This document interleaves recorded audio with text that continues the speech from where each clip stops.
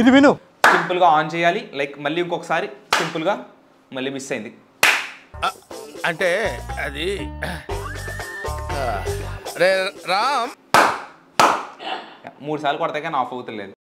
చూసారు కదా ఇంట్రోలో చూపెట్టినట్టు ఈరోజు మనం ఒక క్లాప్ స్విచ్ అయితే తయారు చేయబోతున్నాం. అది కూడా ఎటువంటి ఆర్డినో ప్రోగ్రామింగ్ చెదారం లేకుండా సింపుల్ కాంపోనెంట్స్ అనమాట. దీనికోసం నేను JLC PCB నుంచి PCBs అయితే తెప్పించాను. సరే ఈ PCBని అయితే చూడండి, ఇది fully assembled PCB.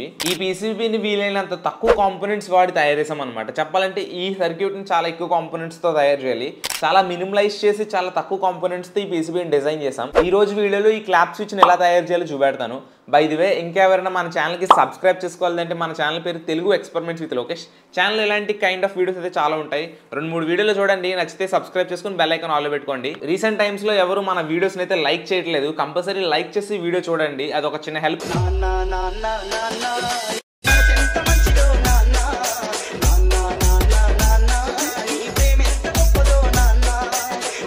So guys, ఈ ప్రాజెక్ట్కి నేను తెప్పించిన PCB అయితే ఇదే అనమాట. ఇది JLC PCB నుంచి నేను తెప్పించాను.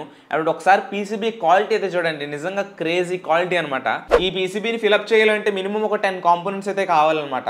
లైక్ కొన్ని రెసిస్టర్స్, కొన్ని ట్రాన్సిస్టర్, రిలే, కొన్ని కెపాసిటర్స్ లాంటివి. ఈ కాంపోనెంట్స్ లిస్ట్ అంతా కింద డిస్క్రిప్షన్లో పెడతాను.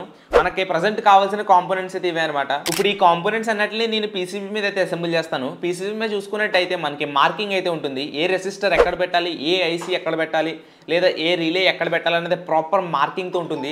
By the way, positive negative terminal చూసి జాగ్రత్తగా అసెంబుల్ చేయాలి. అసెంబ్లింగ్ అంతా ప్రాపర్గా చేశాక షోల్డరింగ్ ఐరన్తో షోల్డర్ చేసుకుంటున్నాను కింద కాంపోనెంట్స్ అన్నట్లని. ఫైనల్లీ మన క్లాప్ స్విచ్ PCB అయితే అసెంబుల్ అయిపోయింది. చూడండి ఒకసారి ఎంత ప్రాపర్గా ఉందో. చాలా చిన్న సైజులో తయారు చేసాం అనమాట. పవర్ అప్ చేయడానికి నేను ఒక లిథియం అయన్ బ్యాటరీని అయితే కనెక్ట్ చేశాను. ఇది 7.4 వోల్ట్ వస్తుంది అనమాట. లైక్ ఎలా చూడండి, ఇక్కడ మొత్తం కంప్లీట్ అయింది. అండ్ ఇక్కడ పవర్ బటన్ ఆన్ చేసామంటే సర్క్యూట్ ఆన్ అవుద్ది. ఇప్పుడు సర్క్యూట్ యాక్టివేట్ అవ్వాలంటే క్లాప్ అయితే కొట్టాల్సిందే. క్లాప్ కొడతారా?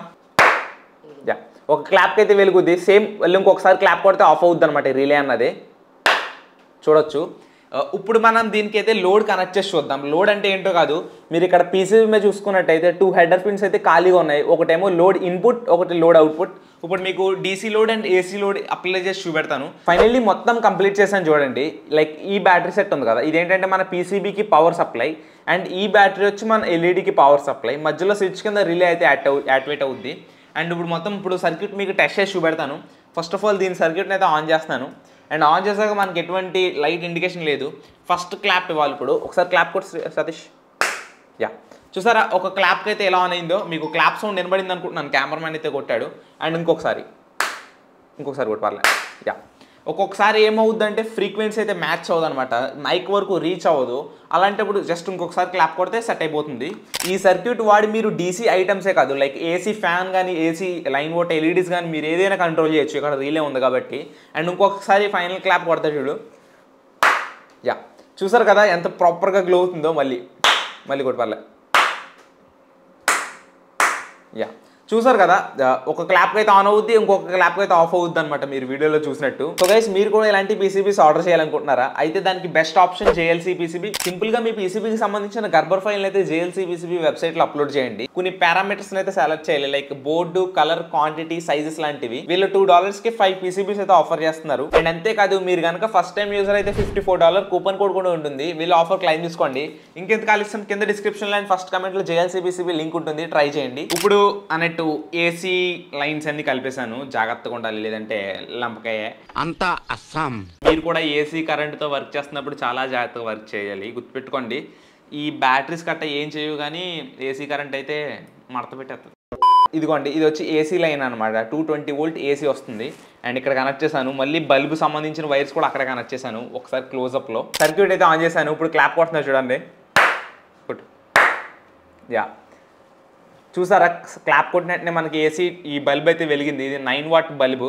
మళ్ళీ ఇంకొకసారి గట్టి కొట్టు కరెక్ట్గా. యా, చూసారు కదా మన క్లాప్ ఫ్రీక్వెన్సీ అన్నది పర్ఫెక్ట్గా ఉంటుంది. ఈ మైక్రోఫోన్ అన్నది మంచి క్వాలిటీ మైక్రోఫోన్ వాడాలి, నాకు అంత మంచిది దొరకలేదు. యా, చూసారు కదా ఎలా వెలిగిందో. మళ్ళీ కొట్ట, గట్టి కొట్టు. అది ఈజీ కొట్టాలన్నమాట. లైక్ ఎక్కువ స్ట్రెస్ తీసుకోకూడదు, సింపుల్గా ఆన్ చేయాలి. లైక్ మళ్ళీ ఇంకొకసారి సింపుల్గా మళ్ళీ మిస్ అయింది. 3 సార్లు కొడతా కానీ ఆఫ్ అవుతలేదు. బట్ మళ్ళీ ఇంకోసారి ట్రై చేద్దాం. ఆన్ అయింది రోయ్.